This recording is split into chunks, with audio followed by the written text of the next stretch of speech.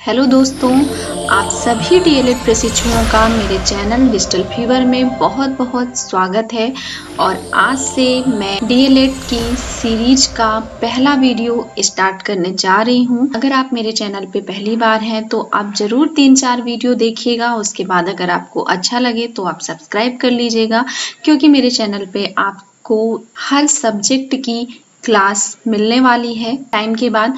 अभी फिलहाल मैं यहाँ पे डिस्कस करने वाली हूँ इस वीडियो में कि आपका सिलेबस क्या रहेगा। देखिए, आप सबको मालूम है कि जो डीएलएड है वो 2 साल का होता है। 1 साल में आपके 6-6 महीने के 2 सेमेस्टर होते हैं।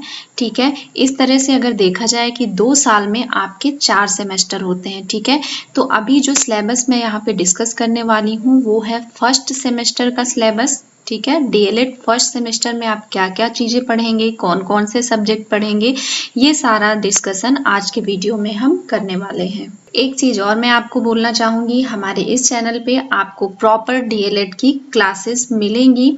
हमारा जोर रटने पे नहीं रहेगा, समझने पे रहेगा। हम चाहेंगे कि आपको अपने एक वीडियो में जो भी हम टॉपिक लेकर के चलें वो आपको पूरा समझा करके ही हम उस वीडियो से निकलें। तो आपको पीडीएफ वगैरह भी अगर चाहिए तो आप हमारे टेलीग्राम चैनल को ज्वाइन कर सकते हो, जिसका लिंक डिस्क्रिप्शन बॉक्स में दिया हुआ है। और हाँ, हमारे इस चैनल पे टेट की क्लासेस भी अवेलेबल हैं। अगर आप चाहें तो अपने आसपास जो लोग टेट की तैयारी कर रहे हैं उन्हें आप सजेस्ट कर सकते हो। ठीक है, तो चलिए स्टार्ट करते हैं। मैं आपको बता देती हूँ कि डीएलएड के फर्स्ट सेमेस्टर में आपको क्या क्या चीज़ें पढ़नी है। देखिए, जो आर्ट बैकग्राउंड से हैं उनके लिए ये थोड़े से जाने माने विषय होंगे। जैसे कि पहला पेपर जो आपका होता है, यानी पहला आपका जो विषय है आप बोल सकते हो, वो है बाल विकास एवं सीखने की प्रक्रिया, child development and learning process. ठीक है, तो अभी मैं आपको ये सारे कुछ डिस्क्राइब कर दूंगी कि इसके अंदर आप क्या क्या चीजें पढ़ने वाले हो। ठीक है, दूसरा जो आपका पेपर होगा वो होगा शिक्षण अधिगम के सिद्धांत, यानी प्रिंसिपल्स ऑफ टीचिंग लर्निंग। ठीक है गाइड, जब आपके एग्जाम होते हैं तो इसी सीरियल में आपके एग्जाम भी होते हैं। पहला पेपर आपका बाल विकास होता है, दूसरा पेपर शिक्षण अधिगम होता है, इसके बाद ये तीसरा पेपर, चौथा, पांचवा, छठवां। इसीलिए मैंने इसको बिल्कुल सीक्वेंस में लिखा हुआ है। जब आपके पेपर होंगे first semester, second semester, third semester के, तो उनका सीक्वेंस भी यही होगा। देखिए, अभी फर्स्ट सेमेस्टर में आप ये बाल विकास और शिक्षण अधिगम पढ़ेंगे। इसके बाद सेकंड सेमेस्टर में यहाँ पे चेंज हो जाएगा आपका। देखिए, बेस वही रहेगा, थोड़ा सा विषय का जो नाम है, सब्जेक्ट का नाम, वो चेंज हो सकता है। आगे जब हम सेकंड सेमेस्टर की बात करेंगे तो हम सेकंड सेमेस्टर के भी सब्जेक्ट को यहाँ पे देखेंगे। ठीक है, जो लोग आर्ट स्ट्रीम से हैं उनके लिए इसे समझने में दिक्कत नहीं आएगी, लेकिन फिर भी ये ज़्यादातर देखा जाए तो सबके लिए नया सब्जेक्ट है। अगर आपने एजुकेशन से इंटर में एजुकेशन ले रखा था, मनोविज्ञान ले रखा था, या फिर बीए में आपने एजुकेशन ले रखा था या मनोविज्ञान, तो उनके लिए थोड़ा सा हेल्पफुल रहेगा यहाँ पे, उनके लिए फिर ये नया नहीं है। लेकिन अगर आपने मैथ या साइंस ले रखी थी या कॉमर्स ले रखा था तो उनके लिए ये थोड़ा अलग है। ठीक है, इसके बाद सामान्य सब्जेक्ट पे आ जाते हैं। ये तो सैद्धांतिक विषय हैं, थ्योरी सब्जेक्ट हैं। इसमें आपको थ्योरी जम करके पढ़नी है और पढ़ने से ज़्यादा आपको समझने पे जोर देना है, जो कि हमारे चैनल पे अब आने वाले वीडियोज़ में यही इसी चीज़ पे फोकस किया जाएगा। सारे डिटेल्ड वीडियो आपको मिलेंगे, सब्जेक्ट वाइज वीडियोज आपको मिलेंगे। चैनल को सब्सक्राइब कर लीजिएगा, और अगर पीडीएफ चाहिए तो आप टेलीग्राम चैनल को ज्वाइन कर लीजिए, डिस्क्रिप्शन में लिंक दिया हुआ है। आप 2 से 4 वीडियो देखिए, उसके बाद में ही आप चैनल को सब्सक्राइब करिएगा। ठीक है, ये मैं बोल रही हूँ, बाकी अगर आपकी मर्जी है अभी सब्सक्राइब करने की तो आप अभी भी कर सकते हो, डोंट वरी।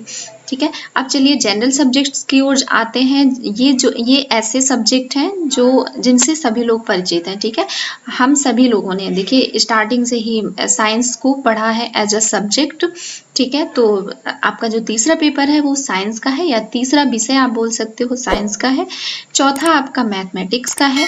ठीक है, पांचवा सोशल स्टडी का है, छठवां हिंदी का है, सातवां पेपर जो आपका है या विषय संस्कृत का है या उर्दू का, डिपेंड करता है कि आपने क्या ले रखा है। संस्कृत ले रखा है तो आप संस्कृत पढ़ेंगे, और अगर आपने उर्दू ले रखी है तो फिर आप उर्दू पढ़ेंगे। ठीक है, उर्दू बहुत कम उर्दू के टीचर मिलते हैं और बहुत कम कॉलेजों में उर्दू मिलती है। तो अगर आप देखिए मुस्लिम हैं और उर्दू आपको पढ़ना है, ऐसा नहीं है कि हिंदू नहीं पढ़ते, हिंदू भी उर्दू पढ़ते हैं, ठीक है। तो आप मेरी बात को अन्यथा मत लीजिएगा। तो संस्कृत उर्दू में से जो भी आपको सही लगे आप चूज कर सकते हो, ठीक है। कंप्यूटर शिक्षा, कंप्यूटर एजुकेशन है आपकी, ठीक है, लास्ट पेपर होता है। इसके बाद कुछ प्रैक्टिकल होते हैं। प्रैक्टिकल में देखिए कला, संगीत, शारीरिक शिक्षा, स्वास्थ्य शिक्षा से रिलेटेड प्रैक्टिकल होते हैं। लेकिन अगर बात करें ज्यादातर जो आपका प्रैक्टिकल होता है वो स्वास्थ्य शिक्षा से संबंधित होता है। इसका एक अलग से एग्जाम भी कराया जाता है।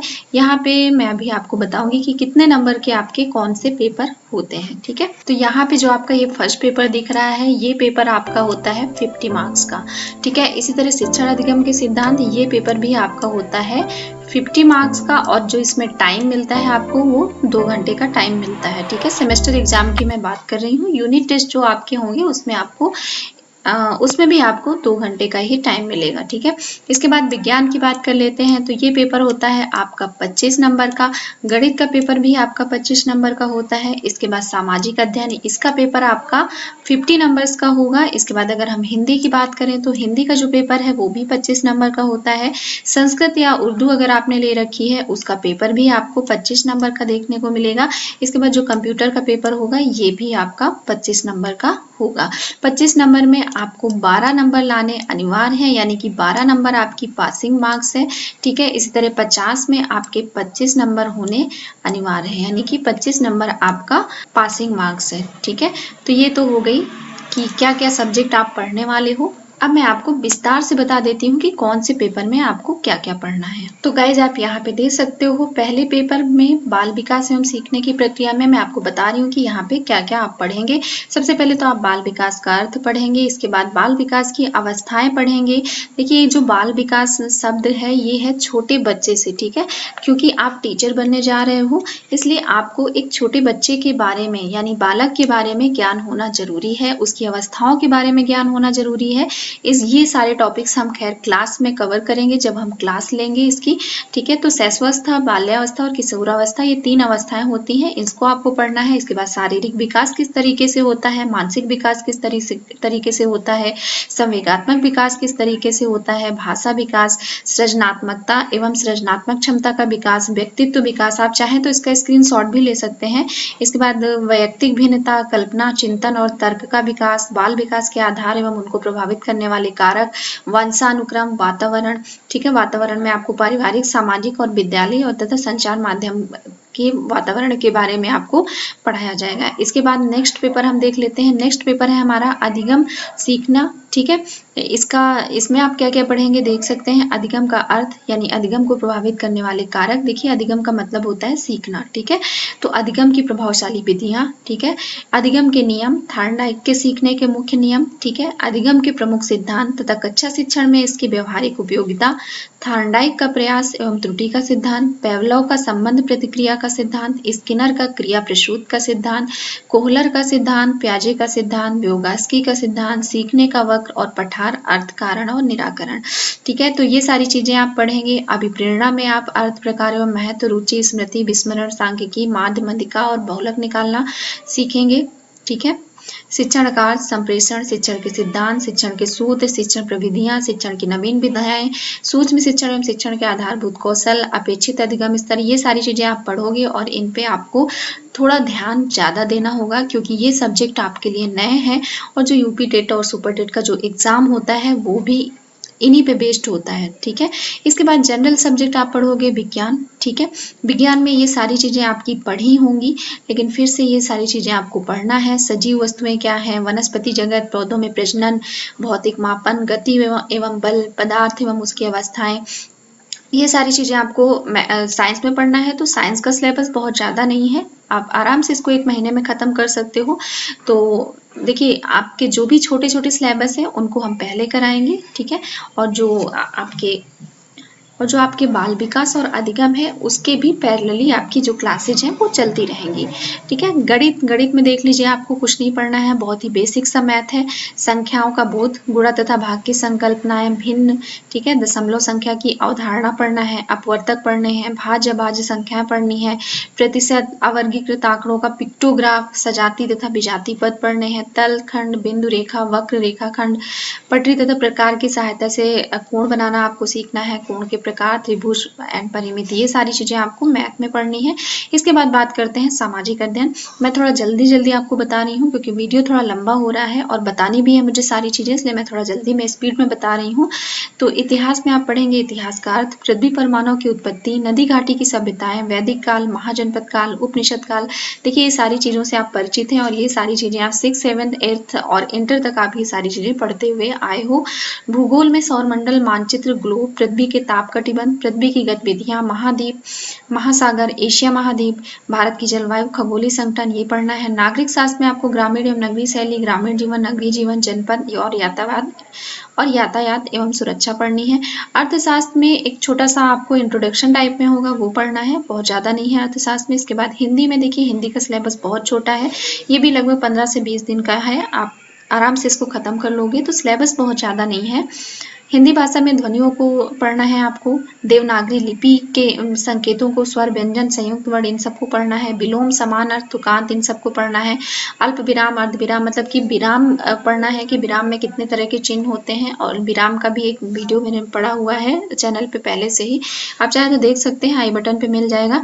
लेखन शिक्षण की विधियाँ और लिखना सीखने में ध्यान रखने योग्य बातें, ठीक है, ये सारी कुछ आपको, ये पेडागोजी में आता है, ये सारी चीज़ें आपको पढ़नी है। इसके बाद संस्कृत का सिलेबस भी बहुत ज़्यादा नहीं है, ठीक है। संस्कृत में आपको आसपास की वस्तुओं, पशु पक्षियों के संस्कृत नाम की जानकारी होनी चाहिए। संज्ञा, लिंग एवं वचन, संज्ञा सर्वनाम पढ़ना है, धातु रूप पढ़ने हैं, संज्ञा सर्वनाम शब्द पढ़ना है, सरल संस्कृत वाक्यों का हिंदी में अनुवाद करना है, वंदना है, श्लोक तथा नीतिपरक वाक्यों का ज्ञान है, 1 से 20 तक की संस्कृत संख्याओं का ज्ञान है, बाकी आपकी संभाव शिक्षण विद्याएं हैं, ठीक है, पेडागोजी में आ जाएगा, ये सारी चीजें भी आपको पढ़नी है। तो ये तो हो गए ये आपके सारे पेपर्स, ठीक है। कंप्यूटर का अभी मेरे पास अवेलेबल नहीं है, तो कंप्यूटर का पेपर भी बहुत बेसिक सा पेपर होता है, कंप्यूटर के बारे में जानकारी होती है एंड बेसिक ऑफिस के बारे में, MS वर्ड आई थिंक होता है, ठीक है, और डिजिटली जो संचार माध्यम है, मीडिया है, ये सारा कुछ पढ़ाया जाता है, तो बहुत ज़्यादा सिलेबस नहीं है, वो सारी चीज़ें हम अपनी क्लास में कवर करेंगे।